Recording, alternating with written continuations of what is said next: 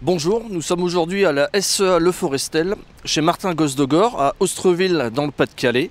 Martin essaye sur son exploitation d'être le plus résilient possible par rapport au changement climatique qu'on connaît déjà aujourd'hui et qu'on connaîtra demain. On vous invite à venir visiter son exploitation. Bonjour Martin. Salut Arnaud. Est-ce que, avant d'entrer dans le vif du sujet, tu pourrais nous présenter ton exploitation? Avec plaisir, on va rentrer pour en discuter. Je suis associé avec mon papa sur 170 hectares et on est certifié ISO 14001 avec l'association Terre Avenir. On est HVE depuis cette année et puis j'ai un tiers de la ferme qui est en bio. Alors, on est parti en cumin pour essayer de lisser les coûts de mécanisation sur l'exploitation et en même temps, ça nous fait vraiment un travail d'équipe avec tout le monde. Si jamais on est absent, les autres peuvent nous remplacer. Depuis 2000, mon papa il est associé avec un autre agriculteur sur le matériel. Et aujourd'hui, je suis toujours associé avec lui, mais j'essaie d'aller en 100% CUMA pour avoir tout le matériel ensemble. Donc pour l'instant, on est 4 dans la CUMA intégrale. Avoir des tracteurs, des outils de préparation de sol, du SMI, enfin voilà, tout ce qu'il peut avoir sur une ferme est en CUMA aujourd'hui.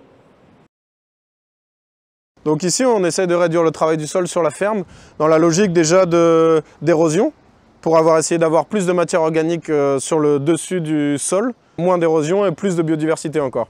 Après, il y a aussi une question de gasoil, essayer de consommer moins et d'avoir des chantiers assez intéressants, plus rapides et assez intéressants. Ouais.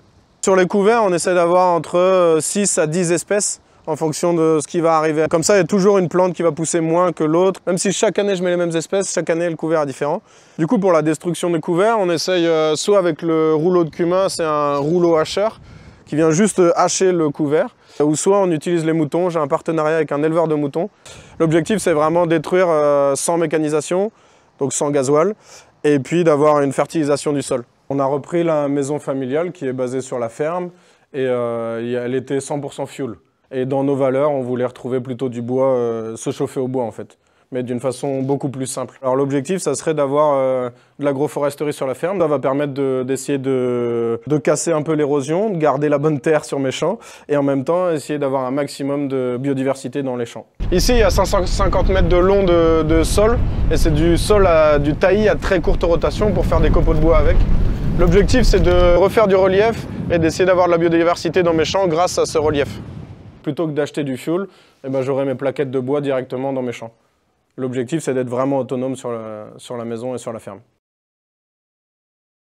Ça a été une réflexion de mon papa en 2006 et il a été dans les premiers à faire en 2008 les premiers panneaux. On a eu la chance de commencer quand le prix du rachat était assez important. On a 3 projets différents et juste le premier projet produit ce que nous on consomme sur la ferme. C'est vraiment toujours dans l'histoire de écologie et autonomie. Alors il y a pas mal de cultures sur la ferme parce que déjà il y a 2 assolements différents, le bio et le conventionnel. Avec le GEDA du Ternois et la Chambre d'agriculture, il y avait justement 11 cultures différentes dans la même parcelle en bande. C'était très intéressant, il y a des cultures qui n'ont pas marché dès le départ, des cultures où on a réussi à aller jusqu'au bout. Le tournesol par exemple, le lin oléagineux, les lentilles. Il y a des nouvelles cultures qui vont arriver qui peuvent être intéressantes, quoi. Donc il y a des nouvelles cultures qui se font plus dans le sud, mais qui commencent à pouvoir se faire par ici. Donc j'aime bien prendre un peu le risque d'essayer. Donc agronomiquement, il y a des choses intéressantes. Et puis après, vu que ça ne se fait pas, c'est aussi sympa que les agriculteurs puissent venir visiter et voir comment ça fonctionne à la maison, quoi. Diversifier, c'est aussi sécuriser. Plus on a de culture, et plus ça permet d'éviter les gros risques. Après, plus on a de culture, et plus c'est compliqué à gérer. Donc il faut trouver le juste milieu.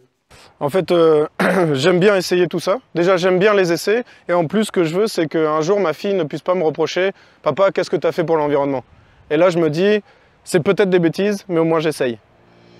À travers l'exemple de Martin et de ses quelques changements sur le matériel, sur l'énergie, sur ses pratiques, on peut s'adapter à l'évolution du climat. Pour ces changements, vous pouvez compter sur le réseau des chambres d'agriculture au quotidien, avec de l'accompagnement ou de la formation, mais aussi pour demain grâce à nos expérimentations.